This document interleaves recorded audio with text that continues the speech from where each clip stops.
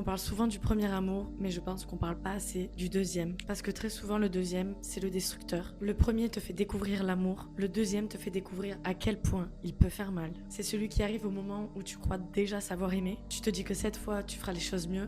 Et pourtant, c'est souvent celui qui te casse le plus. Parce que tu t'investis encore plus et quand tout s'écroule, c'est pas juste une personne que tu perds, c'est la vie que tu avais commencé à construire dans ta tête. Le deuxième amour est dangereux parce qu'il te fait croire que cette fois, c'est la bonne. Alors tu pardonnes plus que ce que tu devrais, tu restes plus longtemps que tu ne devrais, tu acceptes des choses que la version de toi d'avant n'aurait jamais acceptées. Parce que tu veux tellement que cette histoire fonctionne que tu finis par oublier de te demander si toi, tu vas bien. Et c'est là qu'on commence à se perdre, jusqu'au jour où tu te reconnais plus. Et même après la rupture, il continue parfois à vivre dans ta tête, parce qu'il t'a appris à avoir peur, peur qu'on parte, peur que chaque nouvelle histoire finisse comme celle-ci. Le deuxième amour, il ne te brise pas seulement le cœur, il change la façon dont tu regardes les relations, et parfois même la façon dont tu te regardes toi-même. Et avec le temps, tu comprendras que c'est pas lui qui t'a détruit. Il a simplement révélé les limites que tu n'avais jamais osé poser. Il t'a appris qu'aimer quelqu'un ne justifie pas de t'abandonner toi-même. Et peut-être que c'est ça la seule chose à garder dans cette histoire.